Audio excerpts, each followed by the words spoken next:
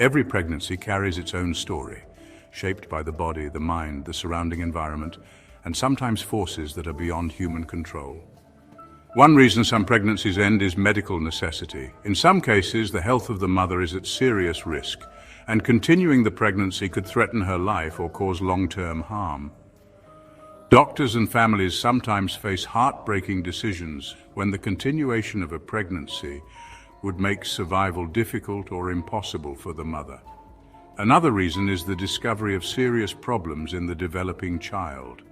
Some babies grow with conditions that make life outside the womb impossible or extremely painful, and parents may be faced with the decision to prevent suffering by ending the pregnancy. Social and economic pressures also play a large role in why pregnancies are sometimes terminated. Many families do not have enough resources such as money, housing, or access to education and healthcare to care for a child. These pressures are real and urgent, and they influence the decision in ways that are practical and necessary, even though they are emotionally painful. In some cases, pregnancies happen in situations where the mother feels unsafe, trapped, or unsupported. Violence, coercion, or lack of personal freedom can create conditions where continuing a pregnancy would put someone in danger physically or emotionally.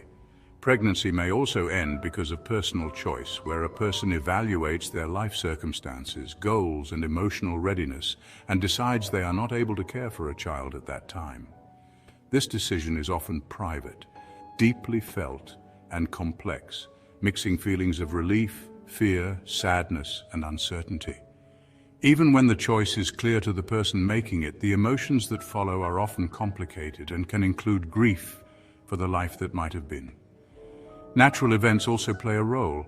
Sometimes pregnancies end through miscarriage or early loss, which is often unplanned and not caused by human choice. These events can feel like sudden silence, leaving those involved searching for answers, meaning, and comfort.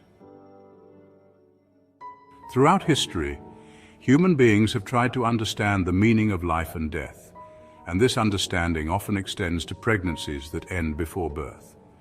Every culture, every religion, and every spiritual tradition has its own way of seeing these events, and these perspectives can help people make sense of something that feels confusing, painful, or even unfair.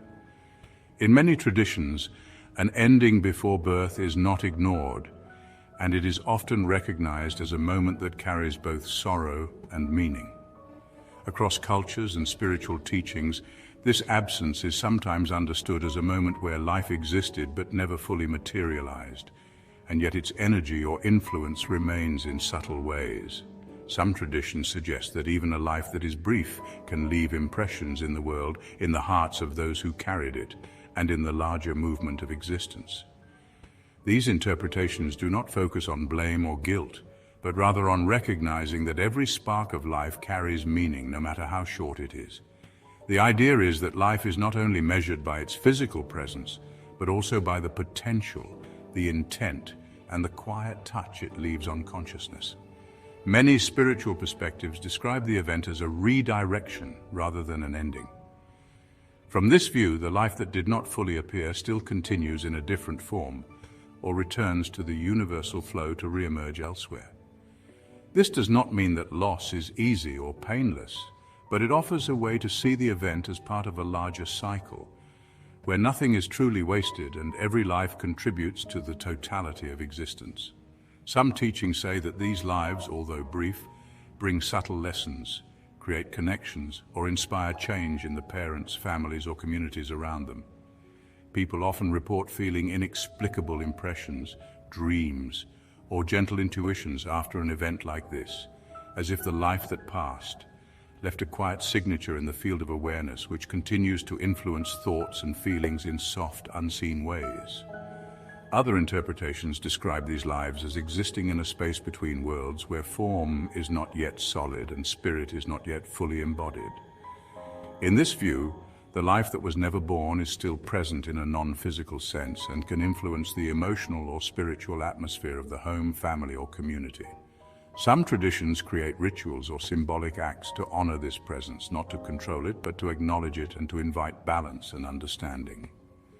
The purpose of these practices is often to help people feel that they have recognized and respected the life that existed, to make the unseen seen in memory and heart, and to provide a path toward emotional and spiritual closure. Even without specific rituals, many people sense that the ending of a pregnancy leaves a quiet mark on their inner world. It can awaken a deeper awareness of the fragility of life, the mystery of creation, and the power of human intention. Metaphysical interpretations emphasize that life is not just the physical body, but also the energy, intention, and consciousness that arise with it. The brief presence of a child, even if it does not fully enter the physical world, can shift perceptions, deepen empathy, and create a lasting, though subtle influence that stretches far beyond what can be measured or seen. These interpretations help people navigate loss not by erasing grief, but by placing it in a larger, more meaningful context where every spark of life matters and every experience, even the shortest, leaves its trace in the fabric of existence. When a pregnancy ends before birth, people may experience a mixture of emotions that can feel confusing, from grief and sadness to relief, guilt, or even numbness. And each of these reactions is valid because the human response to such an event is complex and deeply personal. These emotions are not only reactions to the physical absence of a life that could have been, but also responses to the dreams, hopes, and expectations that had already begun to form around that life. Even when a decision to end a pregnancy is clear and intentional, the emotional aftermath can bring moments of questioning and reflection as people try to make sense of their choices and reconcile them with their inner sense of morality, meaning, and connection. Beyond the personal impact, the ending of a pregnancy can also influence relationships in subtle ways. Partners may respond differently, creating tension, distance, or unspoken grief that is hard to communicate. Families may feel a mixture of support and judgment, and cultural norms or societal expectations can amplify feelings of shame or secrecy, making it difficult to express sorrow or relief openly. These layers of social influence can create long-lasting effects, sometimes shaping how people view themselves and their ability to make decisions, care for others, or navigate future pregnancies. Communities that are unable to acknowledge these events openly can unintentionally add to the suffering, leaving people to grieve in silence or to carry emotional weight that might otherwise be shared and eased through ritual, conversation, or acknowledgement. Spiritually, the effects of a pregnancy ending can be just as significant. Some people sense a quiet presence, an energy that lingers, reminding them of the life that was present but unseen. Others may feel a shift in their inner awareness, a recognition of life's fragility, or an awakening to questions about purpose, connection, and responsibility. Even without a formal religious or spiritual framework, these events often create a space for reflection, for considering what it means to nurture, to let go, and to honor life in its many forms. In some cases, the absence of a life can encourage communities to develop new practices of care, remembrance, and acknowledgement, creating opportunities for healing and growth that extend beyond the immediate family. Silence and shame shape how people live with the end of a pregnancy because both forces push the experience away from public sight and into private corners where loneliness grows and facts distort. Families, neighbors, religious leaders, and laws can all encourage silence. And when those pressures build together, the person who faces the choice often feels that hiding the event is safer than naming it aloud.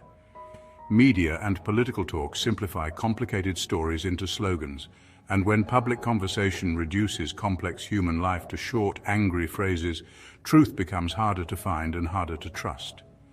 Language matters in this process because the words that people use, words like mistake, termination, or scandal, carry judgment and shape how feelings get named, and those labels change how communities respond.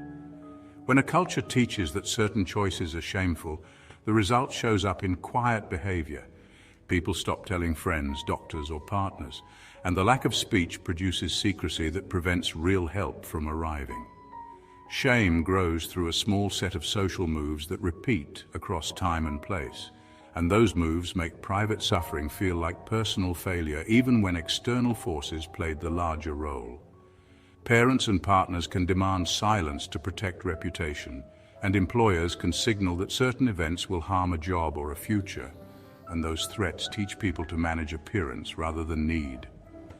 Religious language sometimes frames endings in terms of right and wrong in a way that leaves no space for honest grief or practical care. And political rhetoric can turn personal stories into public tests of loyalty that reward condemnation instead of conversation. Social media accelerates public shaming because posts travel fast, outrage multiplies easily, and harassment can follow a single confession. The result is that many people learn to hide not only what happened, but also how they feel about it. The erosion of truth happens when silence removes witnesses and when statistics and stories disappear under the weight of taboo, and that disappearance creates real harm because planners, clinicians, and neighbors cannot respond to needs that they do not see. Health systems need accurate data to provide safe care and to plan services. And when people avoid seeking care because they fear judgment or exposure, clinics cannot measure demand or allocate resources properly. Researchers cannot understand patterns of complication or recovery when reporting is sparse, and public policy loses the clarity it needs to protect safety and privacy when elected leaders debate from ignorance or from caricatured images. The loss of clear information also allows myths and falsehoods to spread, and those falsehoods become tools for coercion because a gap in knowledge invites simplistic answers that favor whoever shouts the loudest. Silence changes inner life as well because unspoken sorrow and unaddressed confusion tend to settle into long-term pain that shows up in anxiety, sleep problems, and strained relationships. People who do not speak about what happened often rehearse scenarios in their heads, they replay conversations, and they carry questions about identity that remain unanswered without a listener who can accept the story without judgment. Those private habits produce odd forms of secrecy. Some people protect themselves by never mentioning the event. Others create a small set of confidence and shut everyone else out. And still others change subject whenever the topic approaches, which leaves friendships thin and emotional life compartmentalized. When silence becomes routine, it develops moral weight and becomes harder to break. And that weight makes the first step towards speaking feel like a potentially dangerous risk rather than a release. The public fights about reproductive choices make private healing much harder because loud arguments, online attacks, and moral labeling push the whole subject into a place where honesty feels dangerous. And when honesty feels dangerous, then quiet recovery and simple human care become rare rather than normal. Social platforms drive fast judgments and reward outrage, and that pattern teaches many people to hide their questions and their pain instead of reaching out for help, which means that small acts of support rarely arrive and emotional wounds are left to fester alone. Polarized speech also trains neighbors, co-workers, and family members to take sides quickly, and when a household divides into camps, the person at the center of a choice often loses the basic human resources of steady meals, shared childcare, or an honest conversation that could make the next day easier. The first step toward repair is therefore practical. Create spaces where speech will not be weaponized, where confidentiality is real, and where actions address daily needs before anyone talks about meaning. Friends and family play the decisive practical role because small acts matter more than arguments, and a person who wants to help can do the simplest things first. Ask an open question, offer a meal that can be warmed later, provide a ride to a clinic, or sit quietly while the other person speaks without trying to solve everything at once. Listening with steady attention, checking in with a short text, and offering specific help instead of abstract sympathy reduce isolation because they build a pattern of everyday care that does not require agreement on morals. Please like this video and share your thoughts with us.